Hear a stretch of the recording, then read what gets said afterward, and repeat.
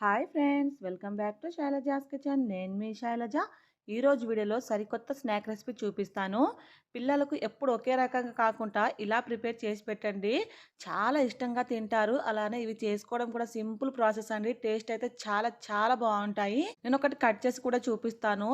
పైన ఫ్లఫీగా లోపల సాఫ్ట్గా ఎంతో రుచిగా ఉంటుందండి. మీరు కూడా తప్పకుండా ట్రై చేయండి. మీరు ట్రై చేసి మీకు ఎలా కుదిరిందో కింద కామెంట్స్లో చెప్పడం మర్చిపోవద్దు. ఒక వెడల్పాటి మిక్సింగ్ బౌల్లో ఒక కప్పు వరకు మైదాపిండి తీసుకోండి. ఇందులోనే ఒక కప్పు వరకు గోధుమ పిండి తీసుకోండి. మీరు కావాలంటే ఇక్కడ మొత్తంగా మైదాపిండి తీసుకోవచ్చు, లేదా గోధుమ పిండి కూడా తీసుకోవచ్చు. ఇందులోనే హాఫ్ టీ స్పూన్ వరకు ఉప్పుని కూడా వేసేసేయండి. ఒక టేబుల్ స్పూన్ అంత ఆయిల్ వేసేసుకొని ఈ ఆయిల్ మొత్తం పిండికి చక్కగా పట్టించాలి. ఇప్పుడు ఇందులో కొంచెం కొంచెం వాటర్ని పోసుకుంటూ మనం చపాతీ పిండిలా తడుపుకోవాలండి.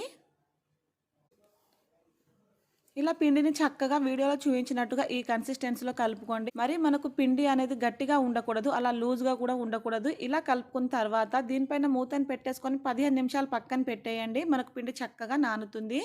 15 నిమిషాల తర్వాత పిండిని మరొకసారి బాగా మిక్స్ చేసేసేయండి. ఇలా కలుపుకున్న పిండిలో నుంచి చిన్న చిన్న ముద్దలుగా డివైడ్ చేసుకోండి. ఇక్కడ నేను 4 పూరీలను చేస్తున్నాను కాబట్టి 8 పార్ట్లుగా డివైడ్ చేసుకున్నాను. చపాతీ పీట మీద పొడి పిండిని చల్లుకుంటూ మనం ఒక్కొక్క పిండి ముద్దను చపాతీలా ప్రిపేర్ చేసుకోవాలి. అలానే ఇలా మనం రోల్ చేసేటప్పుడు మందంగా రోల్ చేయకూడదు, పల్చగా కూడా రోల్ చేయకూడదు. మనకు మిడిల్లో కొంచెం మందంగా ఉండేటట్టు రోల్ చేయండి. అలా థిక్నెస్ చూసారా, ఇలా ఈ థిక్నెస్గా రోల్ చేసుకోండి. ఇదే విధంగా అన్ని చపాతీలు ప్రిపేర్ చేసుకున్న తర్వాత ఈ చపాతీని పక్కన పెట్టేసేయండి. ఇప్పుడు ఒక 2 బౌల్స్ని తీసుకోండి. ఈ బౌల్స్ మీద మనం ముందుగా ప్రిపేర్ చేసి పెట్టుకున్నాం కదా, ఈ చపాతీలను వేసేసేయండి. కొంచెం పెద్ద సైజులో బౌల్స్ తీసుకోవచ్చు, లేదా మీరు చిన్న సైజ్ బౌల్స్ కూడా తీసుకోవచ్చు అండి. నేనైతే మీడియం సైజ్ బౌల్స్ తీసుకున్నాను. ఈ చపాతీల మీద ఇలా ఒక్కొక్క ఎగ్గుని వేసుకోండి. వీడియోలో చూస్తున్నారు కదా, ఇలా ఈ విధంగా ఎగ్గుని వేసేసేయండి. ఈ ఎగ్గు మీద సన్నగా తరిగిన ఉల్లిపాయలను వేసేసేయండి. అలానే సన్నగా తరిగిన కొత్తిమీరను, సన్నగా తరిగిన పచ్చిమిర్చిని, సన్నగా తరిగిన టమాటా కూడా వేసేసేయండి.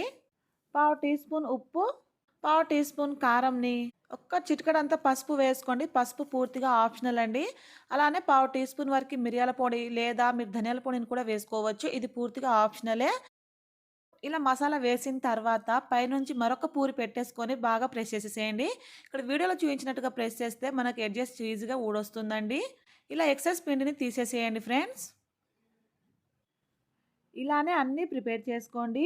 ఇలా అన్నీ ప్రిపేర్ చేసుకున్న తర్వాత వీటిని డీప్ ఫ్రై చేసుకోవాలి. దానికోసం ఒక వెడల్పాటి ప్యాన్లో 3-4 టేబుల్ స్పూన్ల వరకు ఆయిల్ వేసేసుకొని ఇలా బౌల్ని మనం రివర్స్గా బోర్లిస్తే మనకి ఈజీగా ఊడొస్తుంది.